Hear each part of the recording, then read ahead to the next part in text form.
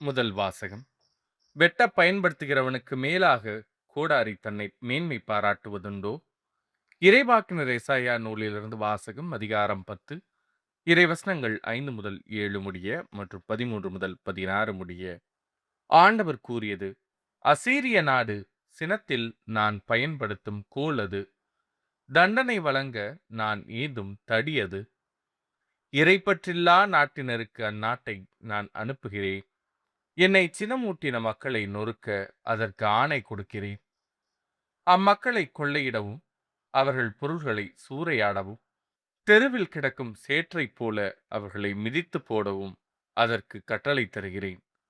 அசீரிய அரசன் நினைப்பதோ வேறு, அவனது உள்ளத்தில் எழும் திட்டங்கள் வேறு. மக்களினங்கள் அழிந்து நாசமாவதை தன் இதயத்தில் எண்ணுகிறான். பல்வேறு இனத்தாரையும் வெட்டி வீழ்த்த அவன் விரும்புகிறான். ஏனெனில் அவன் இவ்வாறு சொன்னான்: என் கை வலிமையாலே நான் அதைச் செய்து முடித்தேன். என் ஞானத்தாலும் அறிவு கூர்மையாலும் அதற்கு திட்டங்கள் தீட்டினேன். மக்களினங்கள் தங்களிடையே வைத்துள்ள எல்லைகளை அகற்றினேன். அவர்களுடைய கருவூலங்களைச் சூறையாடினேன். அரியணையில் வீற்றிருந்தோரை ஒரு காளை மிதிப்பது போல் மிதித்துப் போட்டேன். குருவிக்கூட்டை கண்டுபிடிப்பது போல் என் கை மக்களினங்களின் செல்வங்களைக் கண்டு எடுத்துக்கொண்டது. புறக்கணித்த முட்டைகளை ஒருவன் பொறுக்கி எடுப்பது போல் நாடுகள் யாவற்றையும் ஒருங்கே சேர்த்து கொண்டேன். எனக்கு எதிராக ஒருவரும் இறக்கை அடிக்கவில்லை, வாய் திறக்கவில்லை, கீச்சென்ற ஒளி எழுப்பவும் இல்லை.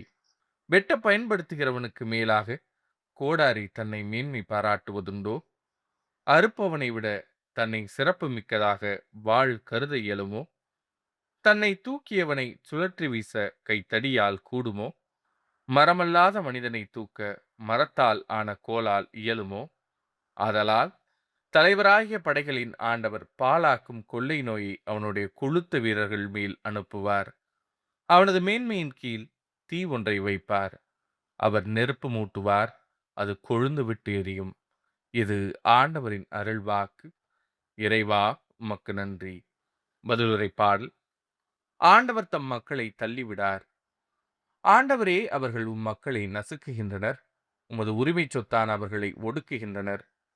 கைம்பிண்டிரையும் அந்நியரையும் அவர்கள் வெட்டி வீழ்த்துகின்றனர். திக்கற்றவரை அவர்கள் கொலை செய்கின்றனர்.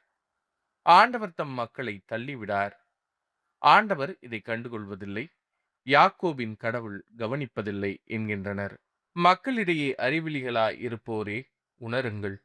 மதிகேடரே, எப்பொழுது நீங்கள் அறிவு பெறுவீர்கள்? ஆண்டவர் தம் மக்களை தள்ளிவிடார். செவியை பொருத்தியவர் கேளாதிருப்பாரோ? கண்ணை உருவாக்கியவர் காணாதிருப்பாரோ? மக்களினங்களை கண்டிப்பவர், மானிடருக்கு அறிவூட்டுபவர் தண்டியாமல் இருப்பாரோ?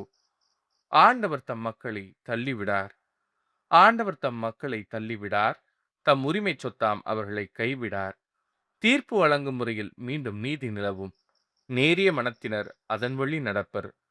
ஆண்டவர் தம் மக்களை தள்ளிவிடார். நற்செய்திக்கு முன் வாழ்த்துளி. அல்லேலூயா, அல்லேலூயா.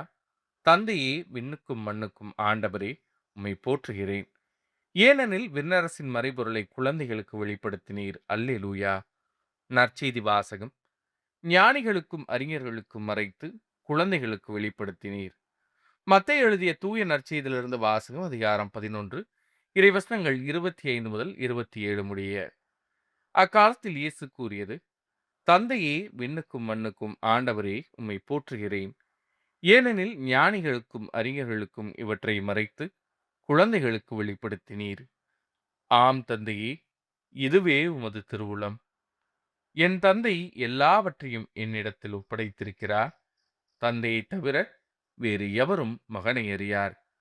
மகனும் அவர் யாருக்கு வெளிப்படுத்த வேண்டும் என்று விரும்புகிறாரோ அவருமன்றி வேறு எவரும் தந்தையை அறியார் என்று கூறினார். இது ஆண்டவரின் அருள்வாக்கு. கிறிஸ்துவே, உமக்கு புகழ்.